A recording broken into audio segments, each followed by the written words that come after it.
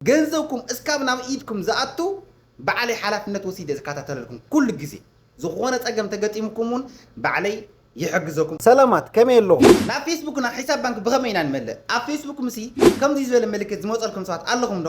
እዚ ማለት እንታይ ማለት እዩ? ፌስቡክ መንታይዜሽን ከፊተልኩም ስለ ዘለኹ እስካብ ክንዲዚ ወርሒ ሒሳብ ባንኪ ክትእትዉ ኣለኩም ኢሉ ከምዚ ዓይነት ምልክት ኣምፂልኩም እኒአ።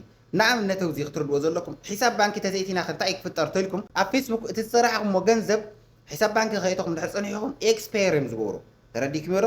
ስለዚ ከምዚ ዓይነት ምልክት ዝመፀልኩም ብግዜኹም ሒሳብ ባንኪ ክትእትውሉ ኣለኩም። እቲ ሒሳብ ባንኪ ከዓ ናይ ኢትዮጵያ ኣይኮነን ወይ ከዓ ናይ በዓል ኣፍሪካ ኣይኮነን ወይ ናይ ስዑዲ ወይ ናይ ዱባይ ወይ ናይ ዘን ኣውሮፓና ናይ ኣሜሪካ ሃገራት ብቻ ክኸውን ዝኽእል። ካልኣይ መማረፅኻ ፓይፓል ካብዚኣተን ወፃኢ ካሊእ ክኾን ኣይኽእልን እዩ። ብኸመይ ኢኹም ሒሳብ ባንኪ ትእትዉ? ኣብ ናተይ ዩቲብ ቻነል ቅድሚ 2 ዓመት ቪድዮ ሰሪሕልኩም ኣለኹም።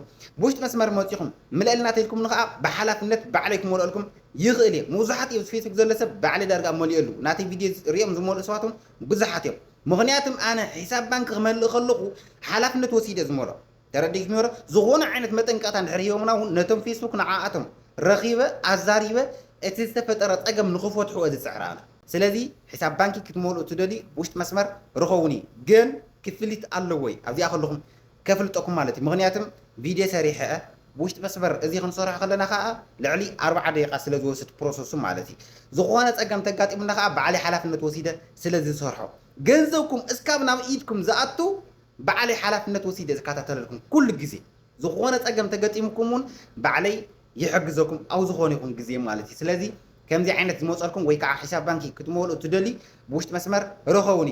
ከጥንቅቐኩም ዝድሊ ሒሳብ ባንኪ ባዕልኩም ክትመልኡ ትደልዩ ሰባት ብጥንቃቐ ትመልኡ ኣለኩም። እቲ ምንታይ ኣብ ፌስቡክ ሒሳብ ባንኪ ክትመልእ ኢልካ ሓንቲ ግዜ ተጀሚርካዮ ብጥንቃቐ ክኸውን ኣለዎ። ንምንታይ ንድሕሪት ባክ ኢልካ ክትመለስ ኣይትኽእልን ኢኻ። ዝኾነ ነገር ተጋጊኻ ንድሕር ቀፂልካ ንድሕሪት ተመሊስካ ከተስተኻኽል ገለ ኣይትኽእልን። ስለዚ ኣብዚኣ ተጠንቀቑ ኢኹም። ዝኾነ ሕቶ ዘለኩም በዚ ፌስቡከይ በዚ ረኸቡኒ። ነዚ ፌስቡከይ ሓደሽቲ ዝኾንኩም ፎሎው ላይክ ሼር ምግባር ኣይትረስዑ ኢኹም። ሓደሽቲ ምስጢር ዝኾኑ ነገራት በዚ ከቕረበልኩም እየ። ፒስ ኣፕ ይመችኹም።